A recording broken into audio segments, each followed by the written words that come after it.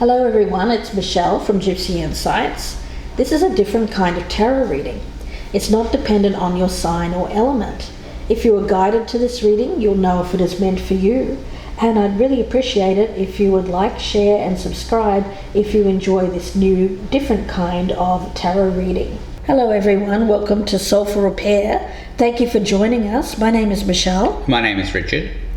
We'll be doing the Soulful Repair today in the style of our He Said, She Said readings, but it's more situational, so it's not based on sign. If you're enjoying our He Said, She Says, and you like these particular Soulful Repair readings, please check out the other Soulful Repairs that I have on the playlist on my channel. It's under the heading of Soulful Repair. So if this one doesn't resonate, go back there and check those out, and one of those may resonate more with your particular situation. Okay, let's get started. A moment's regret from Alice the Wonderland Oracle. Nostalgia. Idealizing the past. Mistakes, or seeming to have made a mistake, or fearing that you've made a mistake. You know, with this card, it's all about understanding that life comes with lots of ups and downs. And it's not in your best interest to judge yourself harshly when it relates to the past and things that you cannot change. Instead, it's about anchoring yourself in the present moment and allowing any regret and nostalgia for the past to wash over you, letting it flow on by. You are on a remarkable journey of change, and it's one that will lead to wisdom and experience. You have made a wonderful choice, so take heart in knowing that all change creates waves and disruption. So don't make more of any misgivings than they are. It is a natural consequence here of change. So if there's any feelings of berating yourself for choices you've made, here it's saying that you shouldn't continue to do that. And certainly when it comes to regret or missing what once was, or idealizing particular moments in our life, in our past, nostalgia, then it's about letting that go and being truly alive and living in the present moment. Now, Richard, as the other person there, has pulled the card of Azumi, Persuasion. So she is the archetypal persuader of Japanese origin, and it has the energy of somebody who has a great deal of charisma, and they use that charisma as a tool to persuade others quite forcefully at times. And there's a message here that people who have charisma need to use that tool wisely. Yeah, it's kind of like a politician or an entertainer, how they can appear to fans, to people who will vote for them. It's very much that kind of feeling. So someone highly charismatic, and there's a moment here of perhaps idealizing a person that's like that. Now at the bottom of the deck I have the King of Pentacles, so you may be an earth sign or have an earth sign around you. Let's get started. I've already meditated on the energy, so I'm going to cut these cards. We'll be doing a horseshoe reading. So we'll start with the past energy, the present energy, the near future, your advice or your best path to follow, what's happening around you, the external circumstances that are affecting you currently, hopes and fears, the outcome, and what this reading is about, or the overall energy. I'll lay down the same cards: past, present, near future, advice, environment, hopes and fears, outcome, and the general energy of this reading. Right in the center of this reading, we've got the Ten of Wands in reverse. So when it comes to burdens, carrying around a lot of burdens related to past regret, feeling like you've made some kind of misstep or mistake, it's about letting that go, dropping it, lightening your load, if you will, and realizing that you don't have to keep carrying around the burden of something any longer. Alright, so looking here at the overall energy, on this side we have the Two of Cups in the reverse, which speaks to the ending of a relationship. I get the sense this is about the ending of a past relationship rather than something that's currently in the present. Mm-hmm. In the past, you've got the Queen of Cups in reverse. As it relates to a person, and I feel it does, I don't feel that it's your energy, I feel it's someone else. They could be a water sign, a Cancer, Scorpio, Pisces, or someone with water in their chart.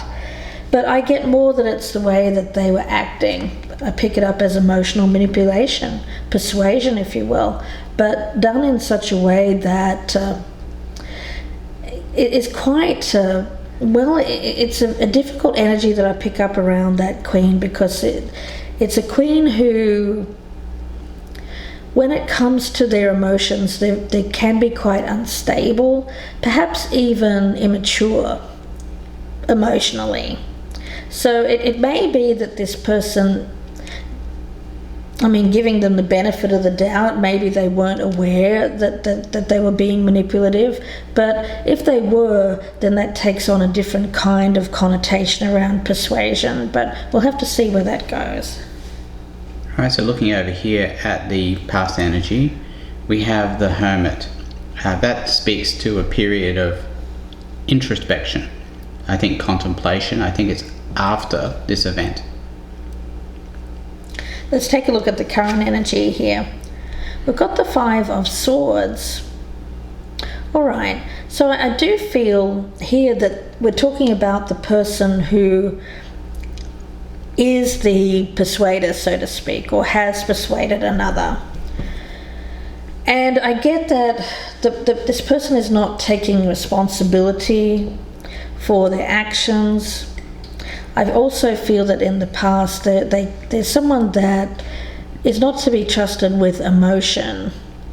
And with the Five of Swords right there as the current energy, it's very much a card of someone who is egotistical, a narcissist. When we think of a politician, I'm sure you can name 100 just over the last 20 years that fall into this category of a narcissist who feels like they can manipulate others by being charismatic, by being someone other than who they truly are underneath. So I get that this person is a very difficult person. They tend to want to be seen as someone who is the victor, but they do that by defeating others or making others seem less than, weaker. This person kind of gets off on the fact that they can manipulate and make others weakened in some form or another. It's very strange energy. So they gain their strength by feeding off the weaknesses of others. Or making them feel weak. Maybe even people who aren't really weak to begin with, or maybe that they have this kind of person usually preys on people who have they're empathic kind of energy. So that would explain also that Queen of Cups in reverse there, preying on someone who is empathic in order to feel good about themselves. But again, it's all based on winning, and it's all based on getting what they want when they want it in the moment, but not caring about the after effects. All right, so looking over here at present energy for this person, we have the Nine of Cups in the reverse. I get the sense around this card of wanting short-term gratification, but I feel it's in order to make up for what they were feeling in the past about this person. Yeah, so that person isn't feeling like their wishes were fulfilled, particularly as it relates this situation here, or this person. Let's have a look in the near future. Now we've got the Five of Wands. So underneath it, this person has a lot of negative energy that I'm picking up here. And underneath it, they can be quite It's more than conflict. It's really about the need to win and win at all costs, and especially as it relates to competition. They love competition, by the way. They absolutely love it. They feed off feeling like they can win over someone that they view as less than or weaker than themselves. So if there's competition, if they feel like there's competition where they're taking you away from a partner, or if they feel just that there's some kind of challenge to meet here, that's their wheelhouse. This person loves a challenge, and they're not afraid to do anything that it takes to win, to get their own way. Alright, so looking over here at the near future for this person, it's the Seven of Pentacles. So I see this about recovery. I see this about planting seeds and watching those seeds bear fruit. Let's have a look and see what your best path to follow here. I actually feel that that's more your energy down there for anyone watching this tarot reading. I think this is the person that you've been dealing with. Temperance in reverse, so it's about this person getting control of their extremes. This is someone who feeds off drama, conflict. These two cards are both cards of people who really feed off attention seeking, what drama they can create. They're constantly living in some kind of soap opera made up in their own head, where they're the star of the show. It's very much a need here to bring themselves back into balance, to rein themselves in, if they will. I think they've come... I get the sense that this person at the moment is going through some kind of major life crisis where it's exacerbating things that they've had underlying all along, but now it's gotten to the point where they can't even control their impulses to win. They can't control their impulse to, well, I get it as being the top dog, being someone who gets their own way. So if they feel like things aren't working in their life, they're likely to take some kind of extreme measure here in order to feel good again. Alright, so looking over here at the advice, we've got the King of Cups in the upright. I like that advice. It's about having emotional maturity. It's about growing after having been through an emotional crisis of some sort. An emotional crisis, I believe, that was caused by a narcissist. So we're talking about here recovery from that, and then becoming more emotionally mature because of it. I like the fact it's in the upright. It's beautiful energy, it's all about growth. And I was speaking about that, I think, with this card, where it was about making sure that you understood that as you change, there'll be many ups and downs. And it's certainly not in your best interest to judge yourself harshly because you came up against someone here who didn't have your best interests at heart. Instead, it's about anchoring yourself firmly in the present moment and realizing that you're on this journey of change, and it's one that will lead to wisdom and wisdom through experience. Yeah, the King of Cups in the upright, he's someone who exudes externally self-compassion. Yes. Yeah, not somebody who berates himself. That's right. That would be more Queen of Cups in the reverse kind of energy. That's somebody who might berate themselves, not show themselves compassion. And this is what the King of Cups is doing, but it's obvious that he's showing himself compassion. And that would be good advice for anybody who's in this situation. And I'm loving that the Hermit there is in the past, because it tells me that whatever information is to be gained from this has already been gained. And there's nothing more to be learned. External circumstances, we have the Moon in reverse. You know, the moon is one of those funny cards that when it's in the reverse, it can mean that things are lessened, but I'm actually picking this up as the opposite. It's exacerbation. It's exacerbation of an issue that is, I'm picking up as a mental issue. Narcissism, possibly with something else as well for some people. I'm not a medical doctor, so I can't exactly say for sure what that is, but this person is troubled.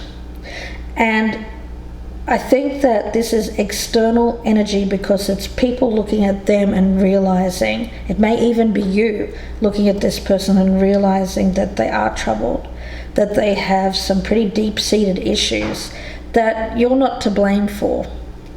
So if you're feeling like you're beating yourself up, idealizing this person, thinking that you've made some kind of major mistake with them, why did they discard me, why did they treat me badly, that Two of Cups in reverse, why are we no longer together? Here it's after this Hermit energy, it's about realizing that this person has some deep issues that you can't fix. Yeah, part of the reason that you're not together anymore is because they were hiding these kinds of issues, and by discarding you, they no longer have to worry about you finding out about them. Remember, with this card, which speaks of charisma and persuasion, it's very much like the surface, superficial energy, people that appear to be your best friend, appear to be the best person you've ever met, but then as soon as the challenge is over, or as soon as the spotlight's they feel is no longer on them, their soap opera is finished, then they turn off that light there and there's nothing underneath. There's absolutely nothing underneath these people. They have no substance. It's all show. It's all charisma, and it's all how they appear to others. Let's have a look at the hopes and fears here. We've got the Two of Swords. Oh, sorry. Well, I'm going to keep this over because I've turned it over. All right, let's look at the environment here. We've got the Eight of Swords in the upright. Now, this is how other people are viewing you, and they're viewing you as being restricted or trapped. I think it's trapped by memory. It's trapped by an idealization of somebody who really isn't worth that idealization. So other people are looking at you and seeing that, although it's very difficult when you're in this situation, just having been discarded by a narcissist, to see things in a way that's objective, to look on the outside and see how things actually truly are. One thing that narcissists are masters at is called gaslighting, and it's making a situation appear something other than how it really is. And getting out of that gaslighting, which is really shown up here by this Eight of Swords in the upright, is a very, very difficult task. It's why it's so difficult to get over being discarded by a narcissist, I think. And with the Two of Swords there as hopes and fears, I picked this up as a fear, and I feel that this person is not really wanting to see the truth. I see that as this person blindfolded to the truth of their decisions, of the things that go on in their mind. There's somebody here who feels like they're okay, that the choices they make are fine, but they're very, when it comes to these choices, they're the sort of person that makes a decision in the moment to discard, and then may actually go back and they don't even look at the reasoning. They don't even look at the reasoning why they've made that choice. It's very, I just get the energy around this person as they'd rather not see. They'd rather not see why they've made the choices that they have in life. Yeah, they very easily will discard something and then not look back at it. Yeah, but they'd rather not even reason why they do this. Right. I don't think they can.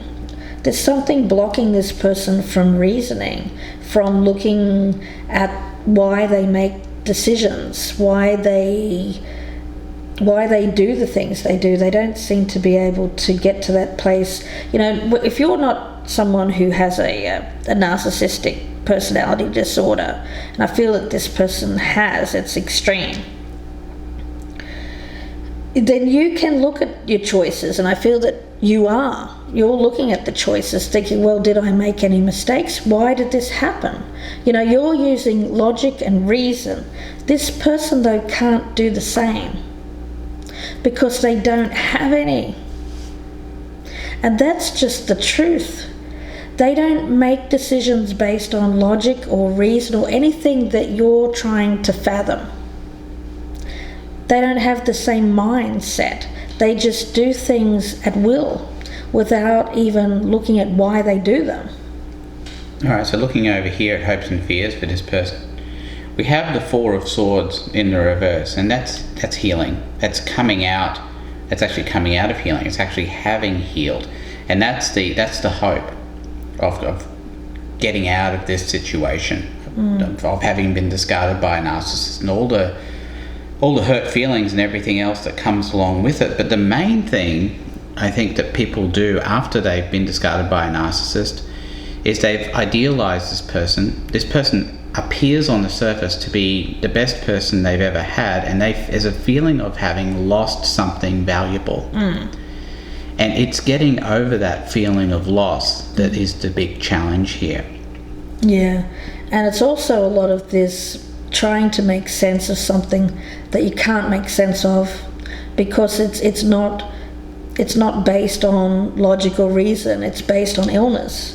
It's based on someone who doesn't take responsibility for actions, for consequences, just does what they want in the moment and doesn't really care who they hurt along the way. Now, the outcome here is the Seven of Wands. So, the thing with this is this person will defend their actions to the death. They will believe that they're right, and that's just what they do. They're the type of person who, I want to say, stands firm in their beliefs and has this energy around them of not letting people get too close so that they see what's underneath the surface. It's like that entertainer or that politician who only just lets people get a certain way along the process with them until they start putting this guard up. The mask, if you will. I almost see like this as these Seven Wands here, as someone putting up a mask or a barrier saying, you can't see who I am.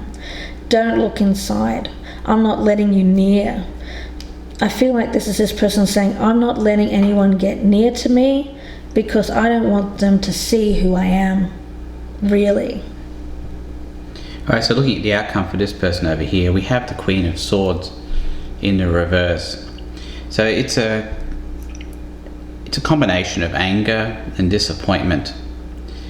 Anger, I think, a lot at oneself for having made mistakes or having perceived oneself as having made mistakes, and that was the reason that this person discarded you. Well, they discarded this person here because they're a narcissist, and that's what narcissists do. Yeah. They suck all the life out of somebody, and when they feel like they've gotten enough, they move on and they start on something else. Could also be you dealing with someone who is an air sign as well, Gemini, Libra, Aquarius, and again. We've got two queens here in the reverse, which suggests to me that this is the same person that would, and in which case this person again doesn't make decisions based on logic or reason, whereas you are trying to make sense of this. You're looking at this thinking, well, why didn't this work?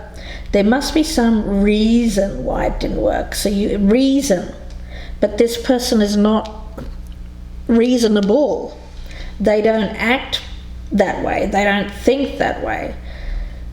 So again, I get the sense here that you're trying to look at this from, or you have in the past tried to look at this from that place of intellect, but really it's just, when it comes to understanding this, I think you have to really go within here rather than think with your head, and really understand, comprehend on a deeper level what type of person you were dealing with, and not berate yourself or beat yourself up because this person discarded you, because there's absolutely nothing you can do. You can be the best person in the world, and if that person just discards you, then that's just how it is. There's nothing that you can do to make this person see it any other way than how they, in their own screwed up mind, which is totally all screwed up and confused, they lack that ability to see within themselves, to have that comprehension of their own undertakings, and they will just block here. They won't let anyone in here who's getting too close. So that's the thing. Idealizing the narcissist, that's the mistake. Getting involved with this person wasn't a mistake. How you felt afterwards, immediately afterwards, wasn't a mistake. It was so you could gain wisdom from this experience, so that you could grow and learn and understand that there are people out there like this, so that you can appreciate the current moment. The mistake here is continuing to idealize someone who isn't worth idealizing, putting them up on a pedestal when you should be taking them down from that pedestal.